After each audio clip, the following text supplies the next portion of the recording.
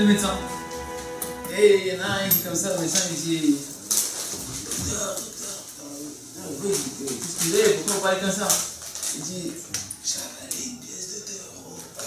J'avais une pièce de 2 €. Alors il dit d'accord, ok, on va s'occuper de vous. Et vous, pourquoi vous êtes avec lui? Il dit ah, c'est ma pièce.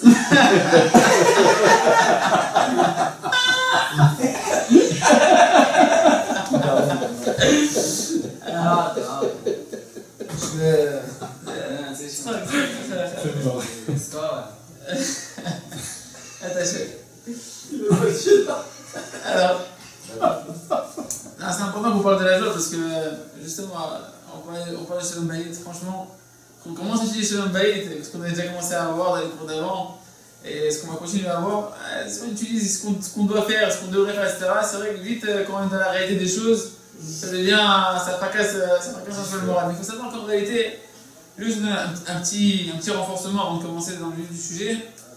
Ce qui est super important, et que c'est un fondement de l'enseignement de Rabbi Nachman, que c'est pas ce que tu fais qui va faire que tu as réussi ou que tu n'as pas réussi, c'est ce que tu as envie de faire qu'on regarde.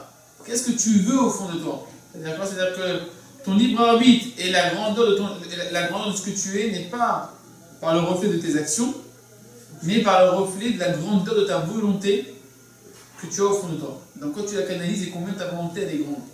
Et comment on voit si jamais réellement une personne ou pas, elle a la foi que tout ça vient avec la joie, c'est que quand elle réussit ou quand elle ne réussit pas, elle reste bessimcha. Elle reste heureuse. Pourquoi? Parce que quand elle réussit, elle est heureuse qu'Hachem lui a donné le crédit de pouvoir réussir. Et quand elle ne réussit pas, elle sait que c'est Kadosh Baruch Hu qui l'a fait, qu'il n'a pas réussi, parce que c'est Hachem qui l'a fait, il fera tout. Donc c'est pour ça qu'on ne fixe pas les choses par rapport à l'action, parce que l'action, c'est Hachem qui l'a fait. Elle est forcément bonne. Et quelqu'un qui croit vraiment en Dieu, il est heureux même quand il a raté. Parce qu'il croit que c'est Dieu qui a fait que ça s'est passé comme ça. Qu'il lui faut encore réviser, apprendre, prier, etc. Qu'il y a des messages à apprendre. Mais en tout cas, pourquoi je dis ça? Parce qu'il faut... J'ai entendu plusieurs fois en tout cas que des gens qui ont étudié les Sfarim du Rava ou d'autres Sfarim, qui n'ont pas eu le srout d'étudier ils n'ont pas eu le mérite d'étudier les sujets sur la simcha, les sujets sur le renforcement, etc. Et étudier par exemple le Shalom Bayit. Le Shalom Bayit, il ne parle pas beaucoup le Rav de la simcha. Il parle beaucoup de comment il faut faire, comment il ne faut pas faire, que la femme, comme on a vu, c'est le miroir de l'homme, que ça reprend tous les défauts de l'homme. Enfin, il ne peut plus, ça y est. Je sais pas, je rentre chez moi, je vois tous mes défauts, etc. Je dois faire chouva, je n'arrive pas, je dois pas lui faire de reproches, je lui fais des reproches, je me mets en colère, je ne dois pas me mettre en colère. Ah, enfin, un peu plus. Ah, il faut savoir. Mais chez les Adar, Marvin Bessimcha. Basé Adar, Aleph, Dar. Le mot Adar, tu coupes en deux, c'est Aleph, Dar. Aleph, c'est 1. Le 1 qui réside, ça veut dire quoi? Le 1, c'est Kadosh Baruch Hu. Sache qu'en réalité, il n'y a que lui. C'est quoi il est 1? Il n'y a que lui. Il n'y a pas ta femme, il n'y a pas toi, il n'y a personne. Il n'y a que Akadosh Baruch Hu qui réside dans le monde. Et ça génère la simcha dans le cœur de l'homme. À chaque fois qu'on arrive, et ça c'est un cadeau qu'on a eu des doutes, quand on a un moment où on peut se retrouver comme ça, on peut calmer un peu les choses. Dans le feu de l'action, je laisse pas, etc. On oublie tout ce qu'on a appris. Mais dès qu'on prend un peu de recul, quand on a des doutes, c'est un cadeau ça, parce que tu as un peu de recul, tu as un jeune, tu prends du recul. Tu peux repasser tous les épisodes et remettre à l'Efda. Que c'est Kadosh Baruch Hu qui a tout organisé, que c'est lui le patron, c'est lui qui organise tout ce qui se passe, qui est la cause de toutes les causes, etc. Ça, c'est un moment, il permet de retrouver ça. Une fois que tu as ça, tu dis, ok, bon, j'ai réussi ou j'ai pas réussi, c'est comme ça, Hachem l'a voulu. De ça, comme je sais qu'Hachem, tout ce qui fait, c'est pour le bien, je peux être bessimcha. Pourquoi je dis ça? C'est juste pour qu'on se renforce un petit peu, de ne pas être chaz veshalom, que les enseignements qu'on fasse ici, sur Shalom Bayit, pas qu'ils nous détruisent, qu'ils nous construisent. Savoir que le chemin, il est long avant qu'on réussisse dans l'action à réussir. Mais, le tsara, il va essayer de nous casser. Quand on dit, ah, laisse tomber, c'est trop, t'as essayé, tu vois, t'arrives pas, laisse tomber. Non, c'est pas ça qu'on regarde. Combien, même si t'arrives pas, tu veux continuer. Tu vas reprendre le livre, tu vas reprendre les cours, et tu vas prier dessus, et tu vas essayer un petit peu, etc. Et tu vas rester de simcha. C'est ça l'essentiel. D'accord? Le chemin, il est long. Alors, on avait vu la fois dernière que un des points essentiels du Shalom Bayit, c'est de savoir donner la première place à sa femme. Que la femme, elle a besoin de sentir au fond d'elle qu'elle a la première place, qu'il n'y a rien qui passe avant elle dans la vie de son mari. Que dans la vie de son mari, celle qui a la première place à tous les niveaux, matériels, spirituels, travail, pas de travail, étude de la Torah, pas étude de la Torah, c'est la femme. Elle a besoin de sentir ça. Et on a vu qu'un mari, un homme qui peut faire la bêtise par ignorance de faire passer quelque chose avant sa femme, ça peut lui coûter cher. Parce qu'après, pour réparer la peine engendrée chez sa femme et la colère intérieure de sa femme, il va devoir renoncer à beaucoup de choses. Alors qu'en réalité, on avait vu, je vous renvoie au cours d'avant, on avait vu que des fois, dans les petits examens qu'on a, que Hachem nous envoie, les petits exercices que Hachem nous envoie, où il faut savoir des fois renoncer à des choses qui nous font plaisir, ou à des choses qui nous paraissent importantes, même pour la famille, etc. Mais ma femme, elle a besoin de moi, et je dois renoncer à ça. On a vu qu'il faut savoir renoncer pour une petite chose, parce que grâce à ça, tu vas avoir beaucoup de liberté. Après, ta femme, tu vas gagner la confiance de ta femme, tu vas avoir beaucoup de liberté. Mais si jamais tu ne veux pas lui donner ça, tu dis non, ça c'est très important, on parlera après, ça peut attendre, etc. Ça, tu peux rester après des jours à parler avec elle, des heures à faire des discussions pour t'expliquer pourquoi, etc. Et machin, et des cadeaux, et des trucs, et toujours elle se rappellera. Quand ça va pas, elle va se rappeler à chaque fois, t'as vu, là tu vas passer derrière, et ceci et cela. Un homme peut perdre beaucoup comme ça. Et ça peut s'empirer. Et le Rav dit que c'est un sujet qui est tellement profond, tellement fondamental, qui englobe tellement de notions, et qui sont tellement difficiles pour l'homme de pouvoir réagir au tac dans des situations où justement on l'attend au tournant, inconsciemment, et que ça peut faire des tournants dans sa vie aussi. Hein, le Rav dit c'est pour ça que c'est très important de prier beaucoup sur ça.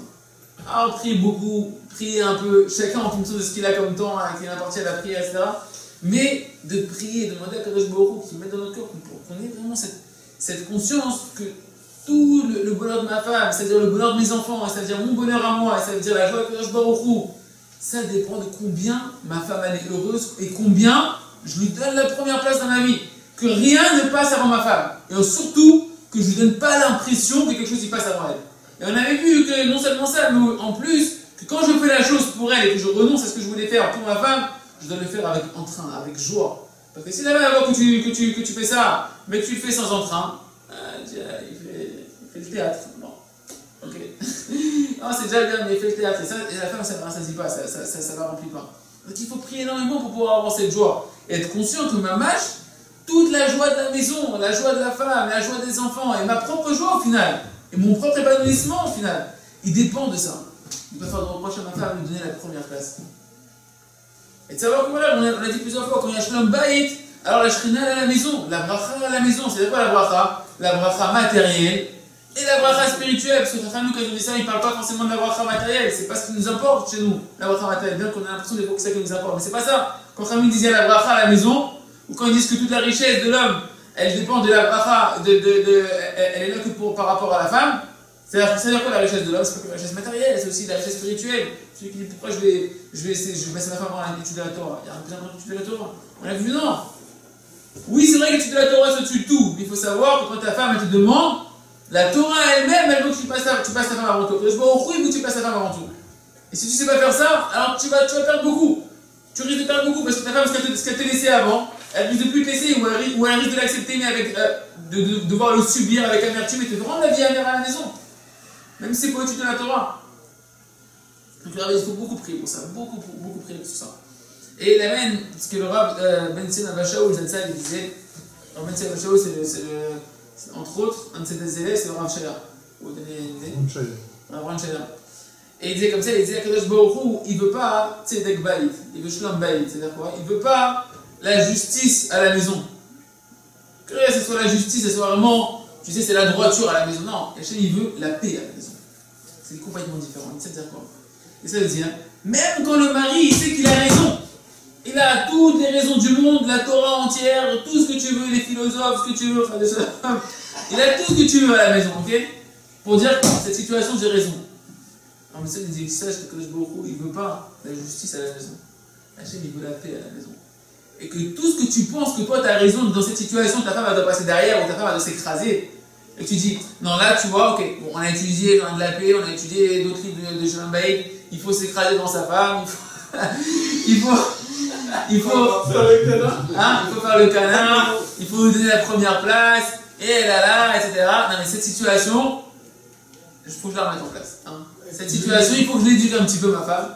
Il dit, ce qui veut dire, ça c'est les conseils du Yetzirah. Qui peut te faire croire dans cette situation, la justice, entre guillemets, ta justice, elle fait que ta femme, tu la mets à côté? Sache que c'est le Yetzirah, il est en train de vouloir que tu casses ton Shalom Bayit, et il sait que quand il t'a cassé ton Shalom Bayit, il le casse pas. te casse tout.